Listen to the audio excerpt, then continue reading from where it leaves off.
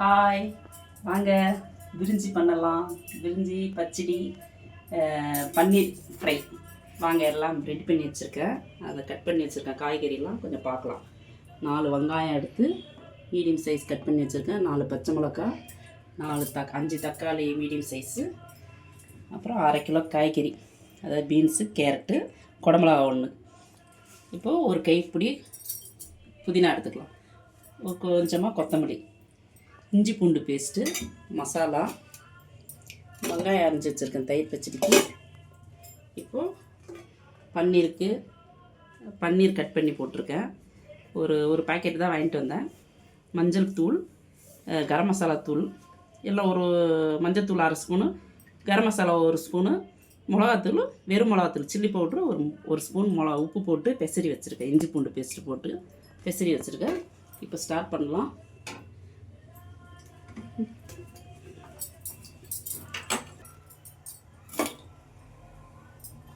சட்டி காஞ்சிடுச்சு. இப்போ எண்ணெய் ஊற்றலாம். 2 குழி கரண்டி எண்ணெய் ஊற்றிட்டு அடுத்தது நெய் ஊற்றிக்கலாம். ஒரு 2 ஸ்பூன் நெய் ஊற்றிக்கலாம். அடுத்தது இதை காஞ்சதுக்கப்புறம் மசாலா போட்டுடலாம். அதாவது 2 பிரிஞ்சி இலை, 2 பட்டை, 2 ஸ்டாரு, ஏலக்காய் 4, ஒரு 5 கிராம்பு, இது பாசி கொஞ்சம், அவ்வளோதான். அதை ஃப்ரை பண்ணி அதை கொஞ்சம் காஞ்சிடுச்சுன்னா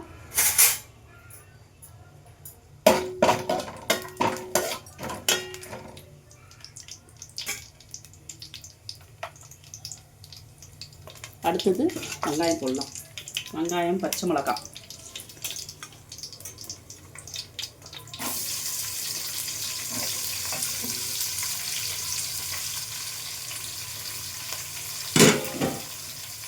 நல்லா வதக்கிடலாம். வதக்கிட்டு அதுக்கப்புறமா நான் எப்போவுமே புதினா, இப்போ வெங்காயம் வதங்கினோடனே நான் புதினா போட்டுருவேன். நான் அது லைட்டாக கொஞ்சம் நல்லா வதங்கணும்.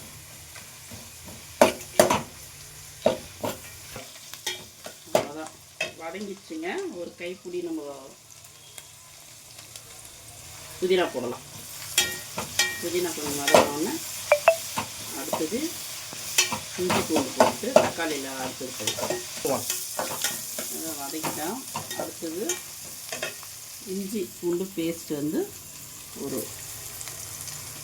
இந்த ஸ்பூனில் ஒரு 2 போட்டிருக்கேன். இது நல்லா வதங்கிடுது.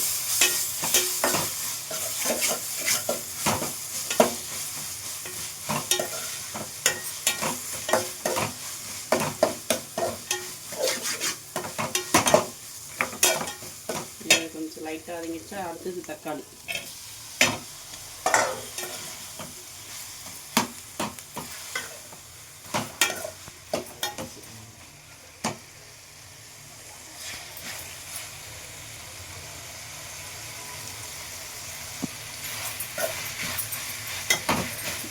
தக்காளி வதங்கட்டும். அதில் கொஞ்சம் உப்பு போட்டுங்க. உப்பு போட்டால் கொஞ்சம் சீக்கிரம் வதங்கிடும். ஓகேவா? இன்னும் கொஞ்சமாக போடுறேன், அப்புறம் வேணும்னா நம்ம போட்டுக்கலாம். ஒரு 2 ஸ்பூன் போட்டுக்கிறேன்.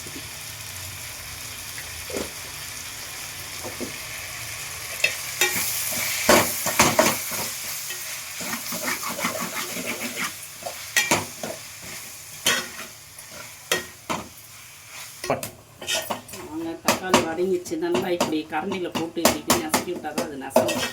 இல்லைன்னா அப்படியே இருக்குது. அவ்வளோதான், இது போதும். அடுத்தது காய்கறி போட்டுடலாம்.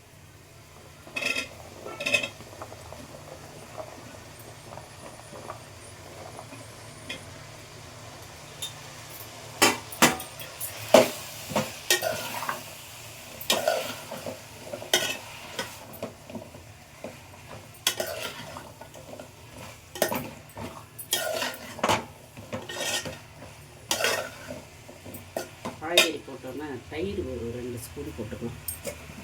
2 ஸ்பூன். ஓகேவா? இதனால் 2 ஸ்பூன் நான் போட்டுக்கிறேன். ஒரு ஸ்பூன் 3 ஸ்பூனாகவே போட்டுக்கலாம். கண்டிப்பாக நல்லாயிருக்கும்.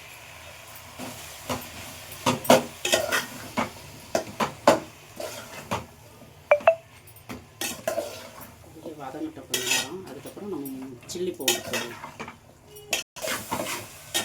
காய் போட்டுங்க. காய் நல்லா தயிர் எல்லாம் அதெல்லாம் மிக்சட் ஆகிடுச்சு.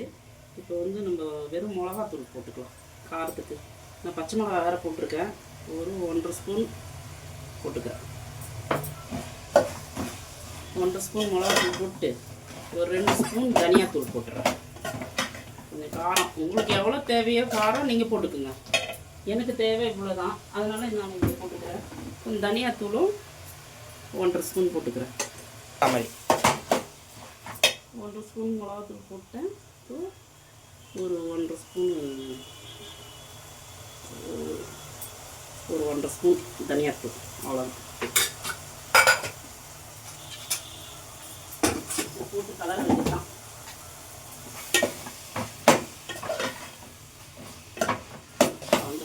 வதங்கிங்களா? வதங்கிடுச்சுங்க. இந்த டம்ளரில் நான் அரிசி 2 போட்டேன். அதுக்கு 4 டம்ளர் தண்ணி ஊற்றணும். 1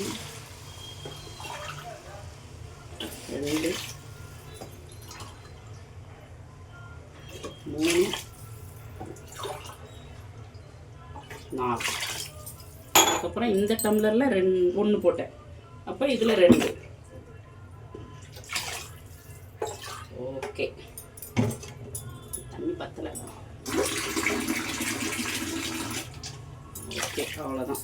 கலரி விட்டு காரம் பத்தலைன்னா, கொஞ்சம் உப்பு பத்தலைன்னா போட்டுக்கலாம்.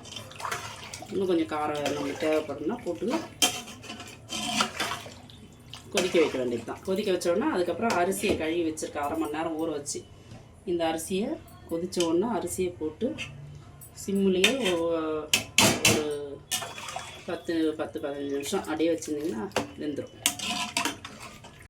உப்பு கம்மியாக இருக்குது. உப்பு 1 ஸ்பூன் போட்டிருக்கேன். அதேமாதிரி காரமும் கொஞ்சம் கம்மியாக இருக்குது. காரம் பத்தலை. எங்களுக்கு கொஞ்சம் காரம் அதிகமாக வேணும். அதனால் ஒரு ஸ்பூனில் போட்டுக்கிறேன். 1 ஸ்பூனு இதால் இந்த அளவு போட்டுக்கிறேன். காரம் அப்படியே கொதிக்கிட்டோம்.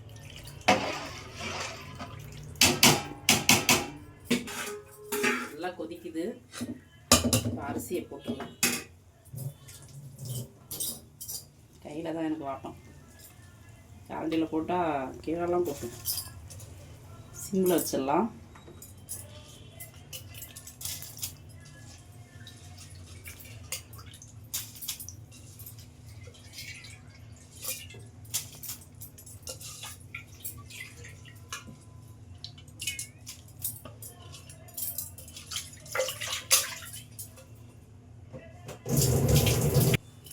தண்ணி நல்லா இருத்துட்டு பண்ணுங்க. ரொம்ப தண்ணி ஆயிடுச்சுன்னா கொலன்னு போயிடும். அவ்வளோதான், அப்படியே கலரி விட்டுருங்க. கலரி விட்டுட்டு அப்படியே சிம்மிலே இருந்துச்சுன்னு வச்சுங்க.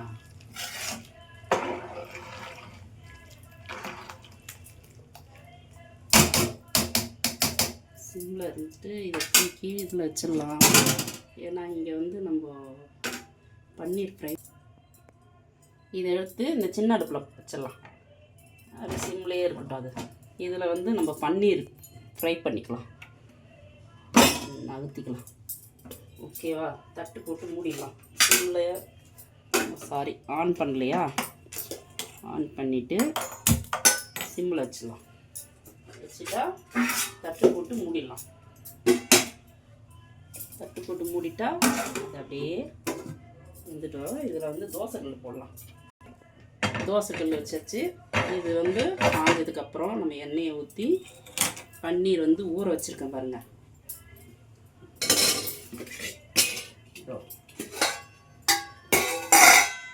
ஊறினதை அதை அப்படியே ஃப்ரை பண்ண வேண்டியதுதான். ரொம்ப நல்லா டேஸ்டியாக இருக்குங்க. வீட்டில் பண்ணுங்கள். பசங்களாம் ரொம்ப டேஸ்ட்டாக சாப்பிடுவாங்க. வீட்டில் பண்ணிங்கன்னா ரொம்ப டேஸ்ட்டாக பண்ணுங்க. அதுக்கு இதுக்கும் காம்பினேஷன் ரொம்ப நல்லாயிருக்கும். பசங்க விரும்பி ரொம்ப நல்லா சாப்பிடுவாங்க. நீங்கள் செஞ்சுட்டு எனக்கு கமெண்ட்டில் சொல்லுங்கள். தெரியலனால எப்படி போடணுன்ட்டு நான் அளவும் சொல்கிறேன். நான் சொல்லியிருக்கேன்.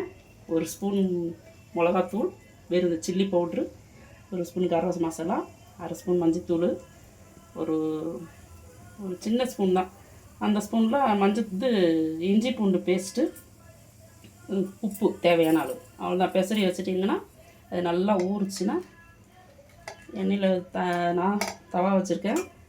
நான் அப்படியே ஃப்ரை பண்ணுற மாதிரி தான் பண்ண போகிறேன். பொரிக்கலை, அப்படியே ஃப்ரை பண்ணால் நல்லாயிருக்கும். இந்த மாதிரி பண்ணி சாப்பிட்டா சூப்பராக இருக்கும். எண்ணெயை ஊற்றிக்கலாம். ஒரு குழிக்கண்டு எண்ணெய் ஊற்றிக்கலாம். போதும். ஒரு குழிக்கண்டு எண்ணெய் ஊற்றிட்டு அவ்வளோதான் போட்டோன்னு வச்சிங்க. எப்படி இருக்கும் தெரியுமா? வெறும்னே கூட சாப்பிட்லாம், அவ்வளோ நல்லாயிருக்கும். எங்கள் வீட்டு பசங்கள்லாம் காலி பண்ணிடுவாங்க, எங்களுக்கு ஒன்று கூட வைக்க மாட்டாங்க. அவங்க சாப்பிட்றதையே பார்த்துக்கிட்டு இருக்க வேண்டியது தான். ஒன்று குடுறா கெஞ்சுவேன் அவனுக்கிட்ட, எனக்கு ஒன்று குடுறா சாப்பிட்றதுக்கு. அவ்வளோதான். இதெல்லாம் போட்டு அப்படியே பொன்னிறமாக வச்சா சூப்பராக இருக்குங்க.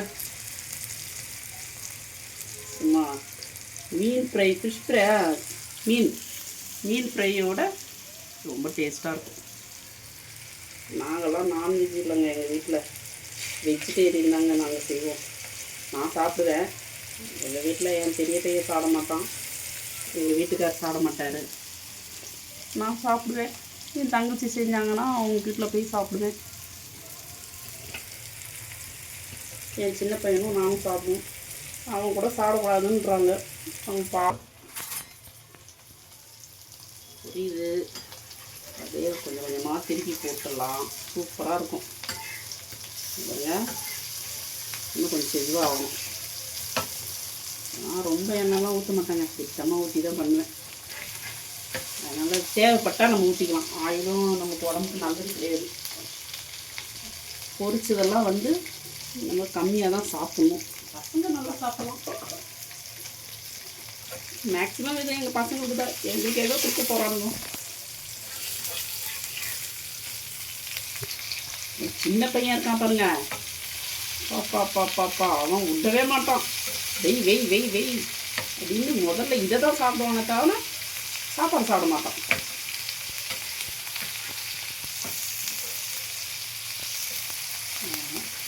அப்படி பாருங்க, சூப்பராக இருக்குது பாருங்க. அப்படியே பார்த்தோன்னே நாட்டுக்குள்ள எச்சம் ஊறுது. இல்லை சார், ரொம்ப பிடிக்கும்ல உங்களுக்கு? சொல்லுங்க, வாய் திறந்து. எனக்கு ரொம்ப பிடிக்கும். பன்னீர்னா எனக்கு ரொம்ப பிடிக்கும். பிரிஞ்சி அப்படியே பச்சடி அப்படியே எடுத்து சாப்பிட்டா கரையும் நாக்கில். அப்படியே நான் சொல்ல அப்படியே கரையும். செம்மையாக இருக்கும், டேஸ்ட்டாக. நீங்களும் வீட்டில் ட்ரை பண்ணுங்க, ஓகேங்களா? எப்படி இருக்குன்னு கமெண்ட் சொல்லுங்க. ஓகே.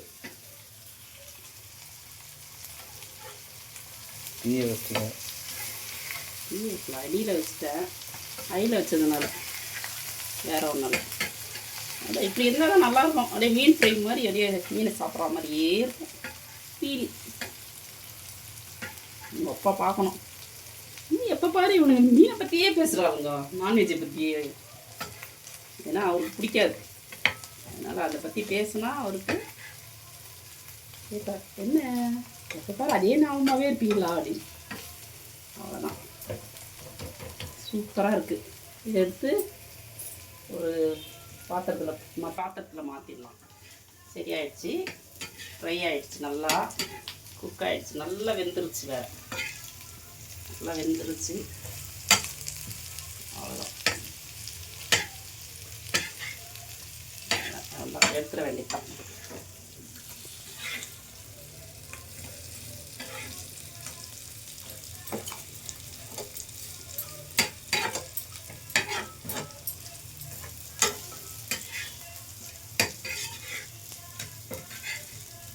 சின்ன பையன் இங்கேயே தாங்க இருக்கான்.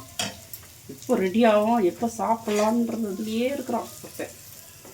பாருங்க, படிட்டானா படிக்கல, அம்மா என்ன பண்ணுறாங்க அதையே பார்த்துக்கிட்டு இப்போது அடியில் வச்சு இதை இது பண்ணிடலாம். அவ்வளோதாங்க. ஸ்டவ் ஆஃப் பண்ணிடலாங்க இதை. அவ்வளோதான். எவ்வளோ எவ்வளோ சீக்கிரத்தில் முடிஞ்சிச்சு பாருங்க. ஊற வைக்கிட்டு ஒரு 2 நிமிஷம் தான் எல்லாம் சரியாயிடுதுங்க. நெடிங்க நெடி பேச முடியாது. அவ்வளோதான். எவ்வளோ நல்லா இருக்கு பாருங்க. சூப்பராக இருக்கு பாருங்க. ரொம்ப நல்லா இருக்கா பார்க்குறதுக்கு.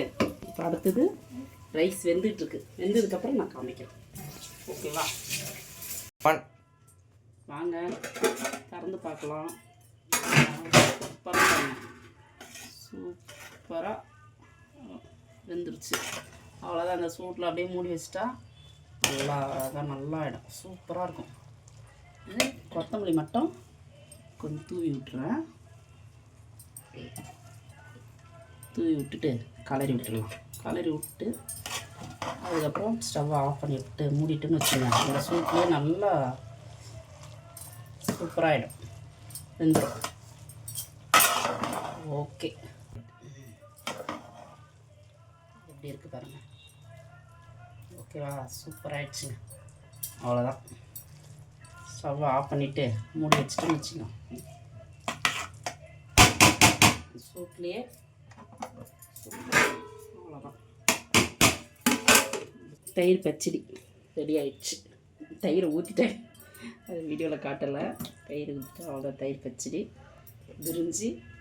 அப்புறம் இது பன்னீர் ஃப்ரை முடிஞ்சிச்சு.